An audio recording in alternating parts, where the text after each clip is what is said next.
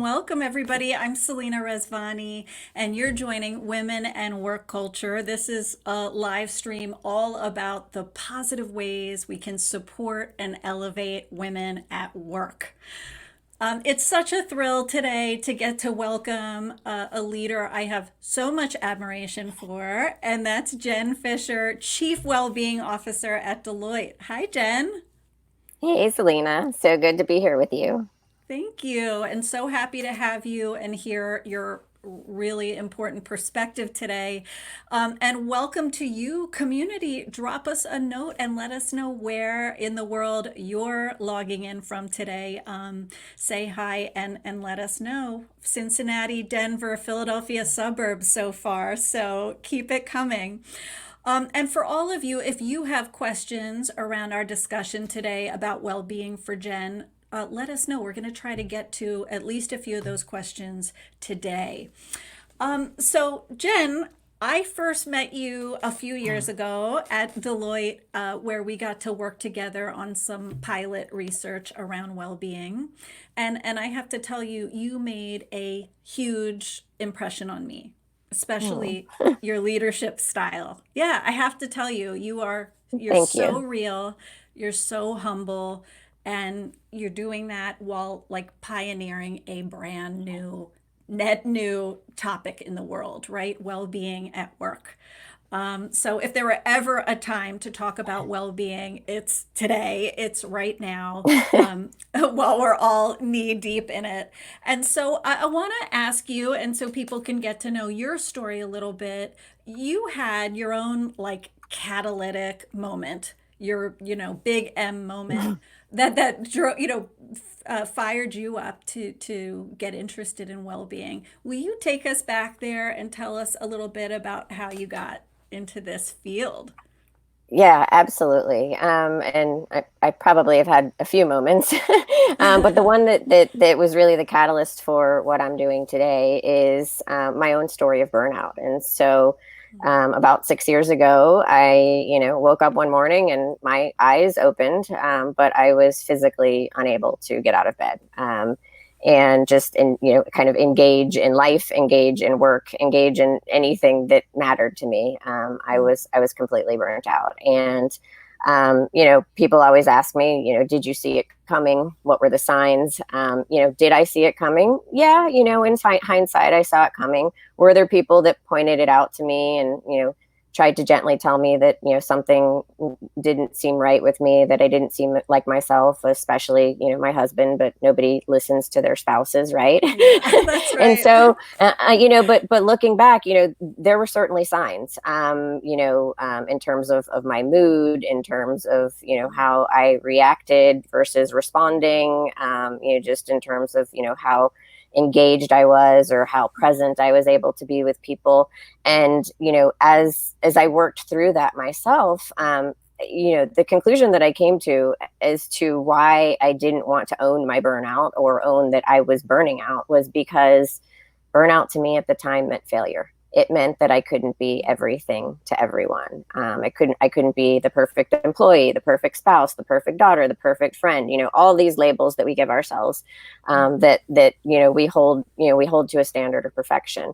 And so I was just spilling out, energy all over the place and, not taking care of myself. And so the realization was, I can't, beyond the fact that my body wouldn't let me, but the realization of self-care, to me, I had defined it all wrong. I had defined it as an hour in the gym a day and literally a few hours of sleep per night, and then work Mm, or do whatever else it was I was doing the rest of the time.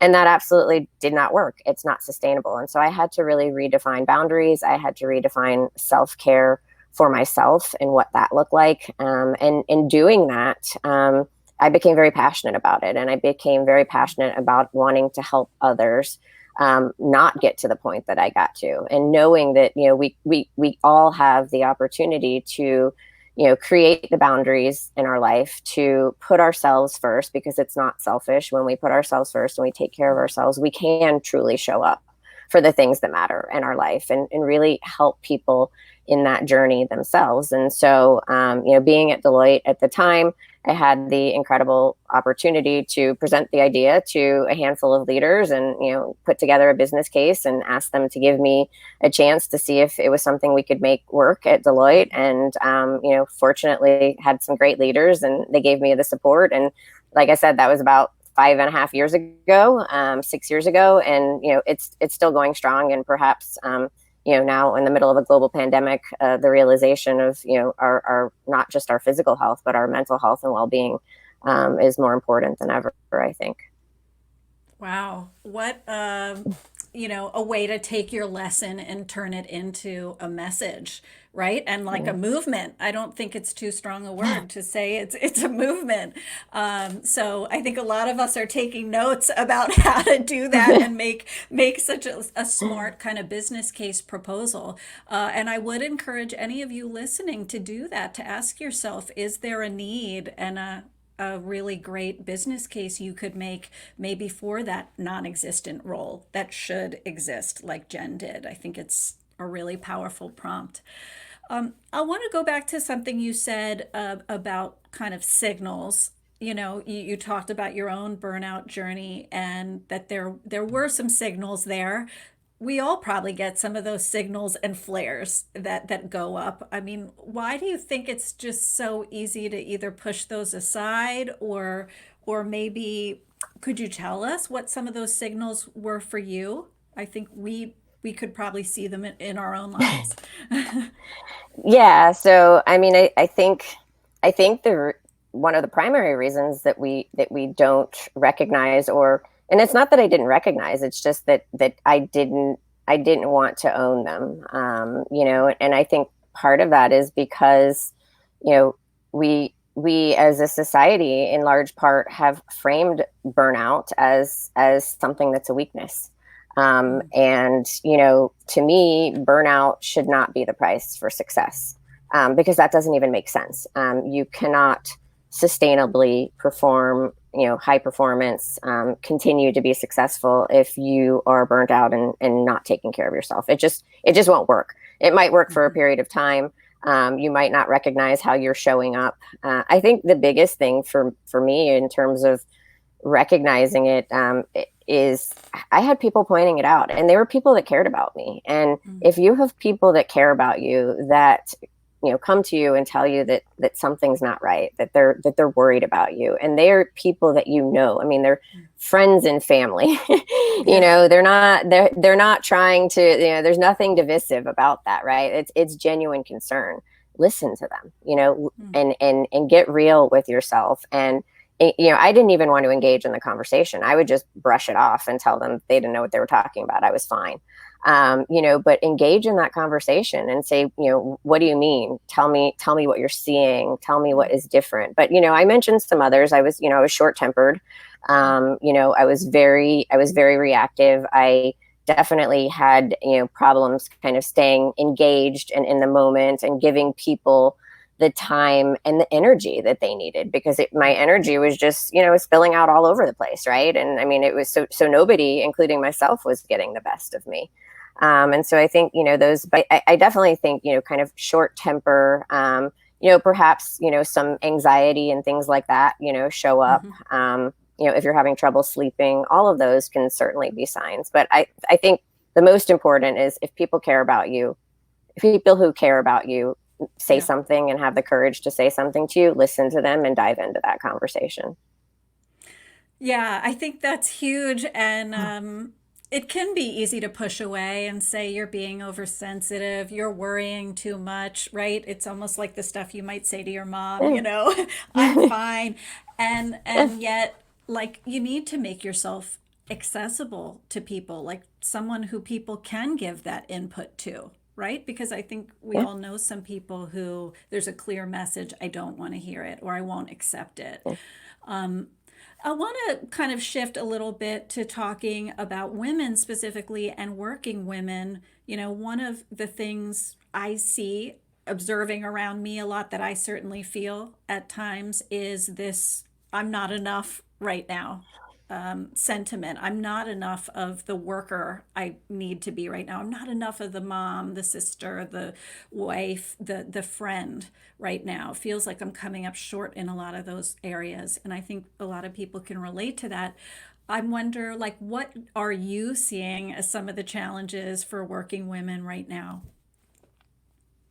Yeah, I mean, I think the I'm not enough is certainly you know um, something that we've all experienced, and probably will continue to experience. I mean, even with my own story, I have moments of feeling like I'm not enough. And especially now when everybody, men and women, are being called on to play very different roles than they ever have before, right? And lots of them are going on at the exact same time in the exact same household, sitting on top of each other, right? There's no, I mean, I never talked about work life balance before. I talked about work life integration, and now work and life are just like literally on top of each other in the same room all the time, all day long. Yes, yes. And so we're all, and there's no playbook for what we're going through right now. And so what I would say to anyone, and maybe especially women, is, first of all, we talk so much about kindness and compassion and empathy for others. That starts with you. If you cannot be kind and compassionate to yourself, then you can't truly be kind and compassionate to others. So cut yourself a break.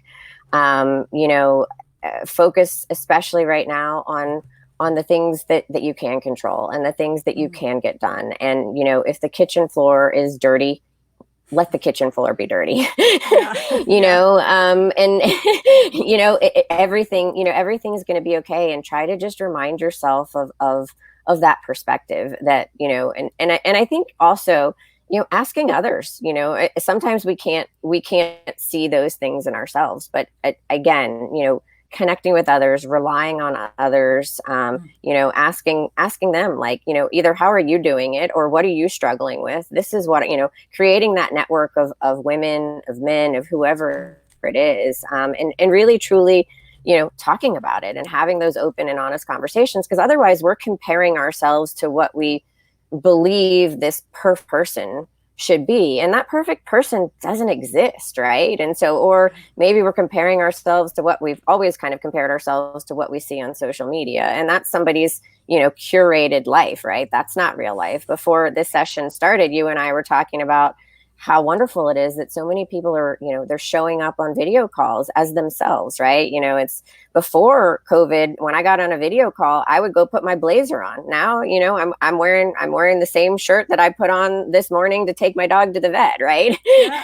And I'm showing up, and I need a haircut, and all kinds of stuff. But you asked me to be on here today, so you get me as I am. And I think we have an opportunity to do so much more with that, and to show up as who we truly are, and to show up and be authentic, and have kids walking into the room and pets barking in the background, and not apologizing for that. I hear, and I catch myself doing it, and I think women tend to do it a lot, but I think men do it, other people do it. But don't apologize for who you are, or your life situation, or your work situation, or for showing up how you need to show up. Wow. Be confident in who you are, and don't apologize for that. Yeah, you got a lot of likes for that, I see, and lots of people liking the dirty kitchen floor comment. Leave the dirty kitchen floor. Yeah, Um, yeah, you just empowered a lot of us, I think, to leave yeah. the mess, whatever the mess is, right? Because we're all I think we seeing. can start a movement on social media. We should all hashtag dirty kitchen floor. That's right. I think that's exactly right. And Alfred made a really great comment and asked a question, can you talk just a little more about the I'm not enough as it relates to imposter syndrome? I mean, do you see imposter syndrome hurting well-being? And what's your take on that? Yeah, I mean, I think Imposter syndrome is, it's certainly something that I think all of us have had it or experienced at some point in our lives, Yeah. and perhaps will continue to, right? I mean, and so I think being aware of that and knowing that, but also being, you have to get comfortable and confident in who you are, and in what you bring to the world and what your message is and what your value is. And you also have to accept that, you know you you are enough, but you're not the right fit for everyone or everything, and that's okay. Because you don't have to be the right fit for everyone and everything, not and vice versa, not everybody and everything is the right fit for you, right? And so Hmm. I think it's going into whatever it is, new opportunities, new jobs, new friendships, new relationships, you pick it, and actually saying, instead of saying, hey, are they going to like me, or are they going to find me valuable? Why don't you turn that around and say, hey, do I like them? And do I believe that the value that I bring to them is worth my time and energy? And that's not to say you should walk in with this giant ego, because nobody likes that, right? But give yourself some credit, right? You have something to bring to the world, and you are enough. But also, I think recognizing that imposter syndrome pretty much happens to everybody. I don't know that I've ever met anybody in my entire life that hasn't had experience imposter syndrome. So knowing that's normal, but being aware that that's also what you're experiencing, and don't let it overtake you and the value that you bring. Those are great takeaways that are really resonating in my mind. I think for a lot of us, expect it's going to happen in the future, right? It tells you you're stretching yourself. So it might be even a good thing, right? But I love Yeah. your comment about you have unique strengths, and that won't be everybody's cup of tea. Know that. Right. It's not going to fit every Yeah. problem, your solution. What an empowering frame. I love it. You talked about some of the challenges for women. I'm curious at an organizational level, some of the things you're doing to support women right now.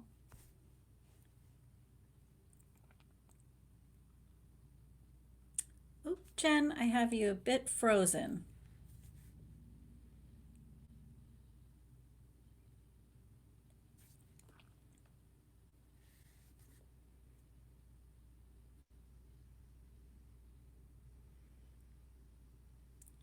There you are, Jen. Do you hear me? Back. Oh, good. We I just do had a hear you. Yes. Can you hear me? Yeah, see, she gave us a moment of reflection and pause, which is great for all your good advice.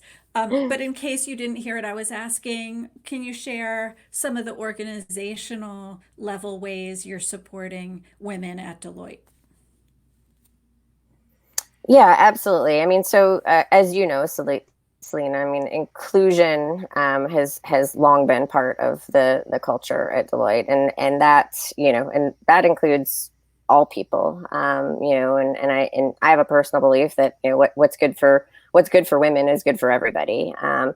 And I think the work that I do in the well-being space in particular, for us at Deloitte, it actually sits in inclusion. Well-being is it's one of the pillars of our inclusive culture. And people often ask questions about that. And the reason that it does is because everybody, no matter who you are, you have a definition of what well-being means to you. Our definitions might be vast and varied and very different from one another, but we all have a definition of well-being, what matters to us, what our purpose is, what drives us. And we really want to strive to create that culture and empower people to do the things that light them up, that to do the things that how they take care of themselves, they take care of their families, doing the things that matter to them, because we know that if people are taking care of themselves and are engaging in what's important to them in life, they're going to show up at work the same way. And so you don't walk into work or your home office or wherever you're working, logging into your computer now, you don't separate those. There's not like okay, I think there used to be old thinking of like, there's Jen at home and then there's Jen at work. Mhm. That that was never true. It's especially not true today, and we shouldn't try to make it true. And everybody should feel empowered to do the things that matter most to them, that allow them to show up and be at their best. And so that's truly what we focus on from an organizational well-being perspective, is how do we create that culture and give people the right tools and resources and education, for them to define that in their life, but also feel really empowered to do the things that matter most to them. That's awesome. You're getting lots of affirmation here about your comments, and it is multidimensional, isn't it? Creating a culture where you have that wellness, not just emotionally or psychologically, but when it comes to your body, even your intellect, and getting to work on what you're strong at. It's so many Yeah. dimensions, isn't it, that makes up well-being and feeling kind of your best. Yeah, absolutely. I mean, we define it as body, mind, purpose, and financial health. And so, body is, it is your all aspects of your physical health, but it's exercise, it's movement throughout the day. It's how are you fueling your body with, the right nutritious foods. It's rest and recovery, which we don't think about very often. And it's also sleep, which is one of my favorite topics. And then mind, is really, all aspects of our mental and emotional health. And we don't often talk about, mental health is something that's so stigmatized in society, and perhaps even more so in the workplace, that so many people are just, they don't seek the treatment that they need or the help that they need. They don't ask for help because it's so stigmatized. And so really trying to break down those stigmas. But also, to your point, mind is, playing to your strengths, doing things that allow you to be creative, that stretch you. I don't like to say out of the box, but out of the box. And then purpose is really getting clear on, why do you do what you do? Why do you get out of bed in the morning? Are the decisions that you're making and the things that you're saying yes and no to aligned with who you want to be and your purpose? And then financial health and well-being is pretty self-explanatory, but Yeah. making sure that, you're saving for rainy days and, planning for what your life goals are from a financial perspective. That's so awesome to have your own employer reminding you of those pieces of the puzzle is huge, really. Mm-hmm. So I Yeah. think the fact that you have that model alone and are communicating it is just a huge awareness boost for people. So many people saying this starts early and young, including a point from Deirdre Joy Smith, not just waiting till we're into adulthood in the workplace and learning this for the first time, but it starts early. Lots of people love your framework. I have a question for you that I think a lot of people would be curious about, which is, you and Deloitte have been very early to the party in starting this dialogue and creating this movement and getting people to think differently about it. How do you marry up well-being, something like well-being, with such a high performance culture where there are such smart, engaged, go-getter people? How do you kind of gel those things?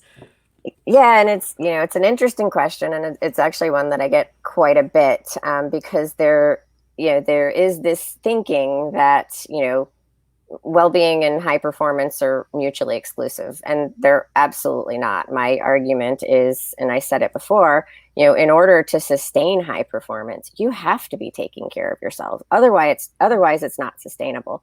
And I think we also need to peel back, what we mean by well-being and self-care. And unfortunately, in some ways, I think that self-care has become, a marketing trick, right? It's self-care Sunday or wine Wednesday. It's, self-care is the place that you go when you're exhausted or burnt out. And self-care is not the place that you go when you're exhausted or burnt out. Self-care is actually, the series of small decisions that you make for yourself every single day that impact how you show up.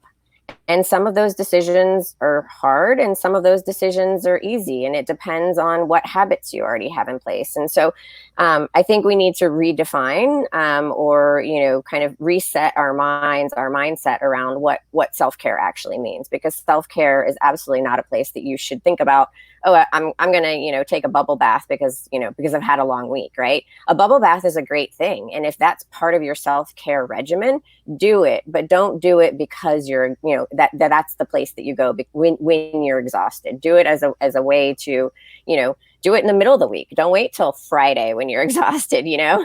and kind of rethink those things for ourselves, and rebrand what we mean by self-care, and give ourselves permission to make those choices. I mean, so much of it, I think, especially for high performers, is really about self permission. I mean, you need organizational permission, certainly, and we did hear that a lot when we were building our well-being program. But we also have to give ourselves permission, and we have to recognize that when we're taking care of ourselves, we're showing up at our best for all the things and all the people that matter to us. And we need to get rid of that thinking that self-care is somehow selfish, because it's just not. It's not true. What a mindset shift, because I think so many of us congratulate ourselves and say, "Oh, you worked to exhaustion and then you took the bubble bath Yeah. and gave yourself, some A Oreos or reward. something." Yeah. Right. And Right. and that loop of working to overwork till you're running on fumes Yep. and then trying to refill is not the way to do it. And I Yep. love your comment about energy. When you think about it, like Yeah. you only have this certain amount of energy to spend and Right. manage, it's not about using it to exhaustion. Yeah. And And we then, have to, yeah, that badge of busy is not a badge that you mm, want to wear. And it's when I ask people, oh, hey, how's it going? How are you doing? I get the answer quite a lot. Oh, I'm crazy busy. And I always, pause when somebody says that, and I'm like, what does that actually mean? And are you okay with that? Like, is that, or is that the life you want to be living, to be crazy busy all the time, that you don't even know what's happening next hour or next day, or that you're just moving from one thing to the next, so busy that you can't even prepare and control how you show up. crazy busy. That's like something to be underlined, and we all say it and hear it, We all say it. and Yeah. and probably don't question it enough. But maybe this great reset we're going through, we can ask ourselves, is that what we want? Somebody asked a question. We have just a few more questions for you, Jen. And it's, what's one of your favorite self care techniques, something you do in your own life? So my top two are exercise and sleep. Those are very important to me. They're my self-care non-negotiables. As somebody who didn't used to get a lot of sleep, I put the utmost importance on sleep, even over exercise. And so I'm very diligent about making sure that I get, good quality and good quantity sleep. So that's probably my number one. One tactic that I've been using more lately than ever, just because of the pandemic and the increased levels of stress and anxiety and worry that we all have, is I create a out of my control list. And so it's my OOC list. And so I used to get up every morning and practice gratitude. Now I get up every morning and I write down all of the things that I'm worried about that are out of my control. Mhm. And then Yeah. I focus on the things that I can control, because that's really, really important, especially, to your mental and emotional health right now. But really, it's one of the best well-being strategies that there is. All any of us can do is focus on the things that we can control. I love that. Wow. And it's a little counterintuitive because you almost feel Yeah. like you're focusing on it more by writing it down, but maybe you're freeing yourself of it You are. That's living up that's the here. psychology. You are, by writing it down, by owning it, and putting it out there. You are actually, giving you're validating your worries, but you're also saying, hey, I can't do anything about it, so I'm going to move on, and focus on the things that I can do something about. That's huge. Yeah, that's huge. And I'm a big fan of rituals, and I'm a shutdown ritual person. At the end of the day, I have a Yeah, little those shutdown are ritual. super important. Yeah, and that's one of them. Just not necessarily what's out of my control, but what do I need to get out of my head so I can like Yeah, live my life after this and yeah, yeah. be fully around. We talked about your own self care. Really quickly, I want to flop to the other side of it. Someone else in your life is really struggling right now, or you see them really going through hell and back with well being. Do you have any thoughts, maybe even one practice we could put to work to be there and show up for someone in our lives like that? A colleague, a loved one?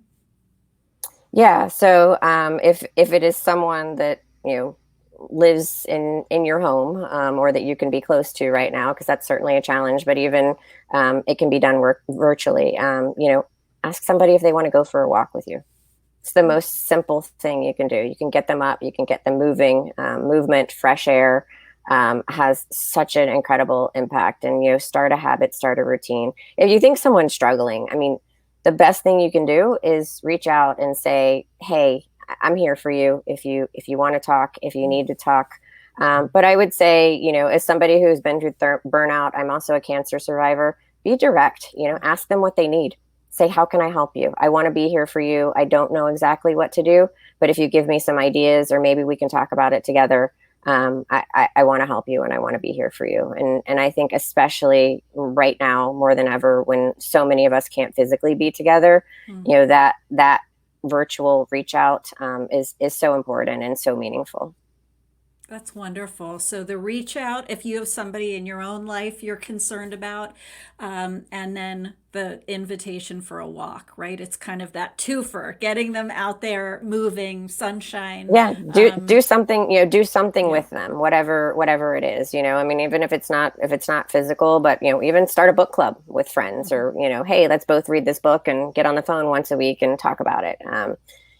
There's so many things that you can do, but I think the act of physically of doing something with another person, instead of saying, "Oh, you really should do this," you say, "Hey, I'm going to do this with you."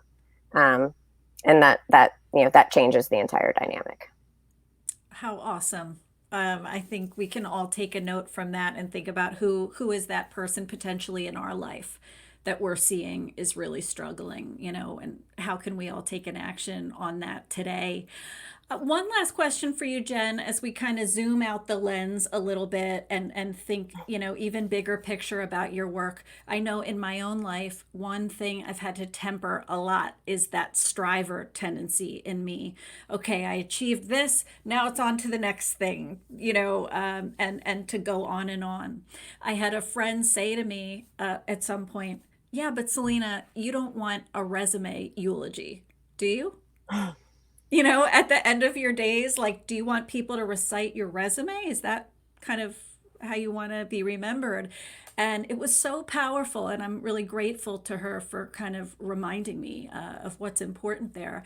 I wonder, as you think about your own work and your own legacy of what you're building here, is there an impact that's especially important to you? That's really important, you make heard or felt. Um, well, I would say, kind of the entire umbrella of well-being. The area that I'm particularly passionate about is the topic of mental health, and really, doing everything that I can to help remove the stigma, and normalize the conversation, and create safe spaces for people to have a conversation.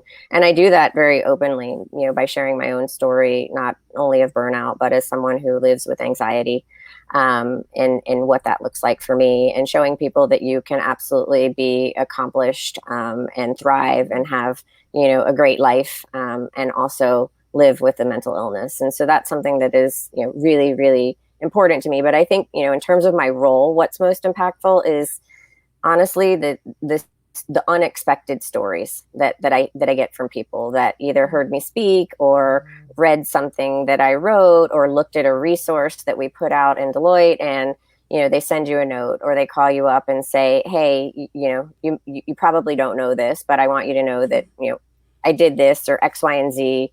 Was said, or I read this, and it changed everything for me.